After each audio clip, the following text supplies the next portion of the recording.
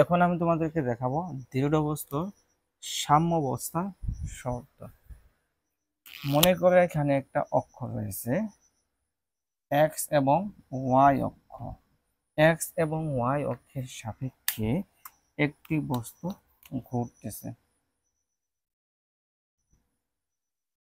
M ভরের একটা বস্তু ঘূর্ণায়মান। যদি বস্তুটি ঘুরতে থাকে ঘুরতে থাকে ঘুরতে থাকে ঘুরতে থাকে ঘুরতে থাকে, যদি এক সময় গিয়ে সেটে যায় তাহলে তার সাম্যাবস্থা ক্রস হয়ে গেল। এখানে তার ব্যালেন্স সাম্যাবস্থায় নেই। এখানে যদি আরেকটা বস্তু কল্পনা করে নেই, এক্স এবং ওয়াই অক্ষের সাপেক্ষে বস্তুটি ঘুরতেছে, মানে কি ঘুরতেই আছে ঘুরতেই আছে ঘুরতেই আছে, কোনো সময় কি সে থামবে না। বস্তুটি কি রয়েছে? সাম্যাবস্থায় রয়েছে। বস্তুটির ব্যালেন্স এখানে কি রয়েছে বলতো? সমান রয়েছে, সেজন্য সে ঘুরতেছে। আর এখানেও একটা বস্তু ঘুরতেছিল, যখন তার ব্যালেন্স ছুটে গিয়েছে, মানে ব্যালেন্স বৃদ্ধি হয়েছে, সে কি হয়েছে? ছুটে গিয়েছে, তার সাম্যাবস্থা নষ্ট হয়েছে। আর এখানে সাম্যাবস্থা হয়েছে, এখানে নষ্ট হয়েছে। দেখো, প্রসঙ্গ কাঠামোর সাপেক্ষে দৃঢ় বস্তুর সাম্যাবস্থা থাকবে যদি ভর কেন্দ্রের রৈখিক ত্বরণ এ শূন্য হয়। দেখো, ভর কেন্দ্রের যে রৈখিক ত্বরণ যদি কি হয়? শূন্য হয়। প্রসঙ্গ বস্তুর যে কোনো অক্ষের সাপেক্ষে যদি তার কৌণিক ত্বরণ এ শূন্য হয়, মানে যে কোনো অক্ষের সাপেক্ষে তার কৌণিক ত্বরণ কি হবে? সমান হবে বা শূন্য হয়।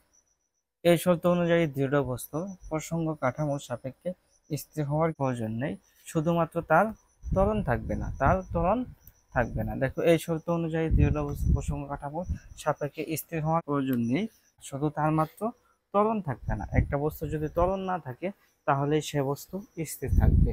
দেখো, এখানে যে তোমাকে আমি বোঝাইলাম যে একটা বস্তু ঘুরতেছে ঘুরতেছে ঘুরতেছে, এখানে তার ত্বরণটা কি? সাম্য অবস্থায় ছিল।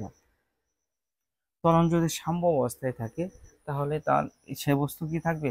স্থির থাকবে। মনে করো এখানে একটা বস্তু রয়েছে, এই বস্তু রয়েছে,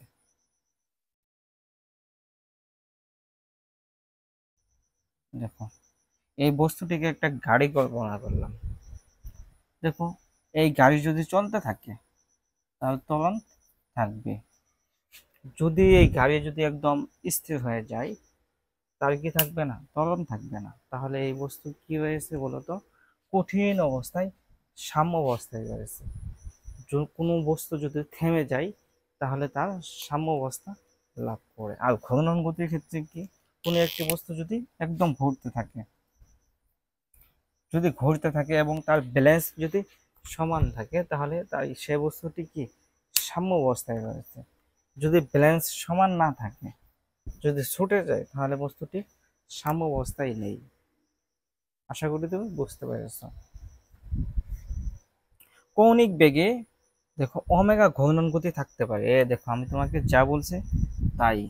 দেখো, কৌণিক বেগে ওমেগা, দেখো ঘূর্ণন গতি থাকতে পারে। দেখো, কৌণিক বেগের সময় কি এই ওমেগা বেগে কি ঘুরতেছিল, যখন ছুটে গিয়েছে তখন কি হয়েছে বলতো? ব্যালেন্স লস হয়েছে, মানে কি সাম্য অবস্থা ছুটে গিয়েছে।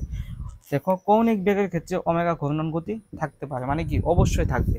এটা হলো ইম্পর্টেন্ট, মোস্ট ইম্পর্টেন্ট। যদি দৃঢ় বস্তুটি সত্যিকারের অর্থে স্থির থাকে তবে একে বলা হয় সঠিক সাম্য অবস্থা।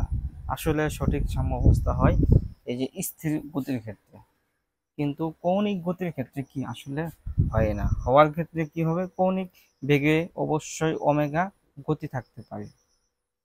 দেখো, কিন্তু যদি দৃঢ় বস্তুতে সত্যিকারের অর্থে স্থির থাকে তাকে বলে সঠিক সাম্য অবস্থা। সঠিক সাম্য অবস্থা কি? মনে করো আমি এখানে দাঁড়িয়ে আছি, এটা হলো সঠিক সাম্য অবস্থা। ওমেগা বেগে যে ঘুরতেছে, মানে ঘুরতেছে ঘুরতেছে ঘুরতেছে, এটা কি তাহলে কৌণিক বেগে বা ওমেগা বেগে ঘূর্ণন গতি থাকতে পারে। মানে মার্কারটা ঘুরতেছে ঘুরতেছে ঘুরতেছে, যদি ছুটে যায় তাহলে কি হয়ে যাবে? ব্যালেন্স বা সাম্য অবস্থা বিনষ্ট হয়ে যাবে। আশা করি তুমি আমার কথাগুলি বুঝতে পেরেছো।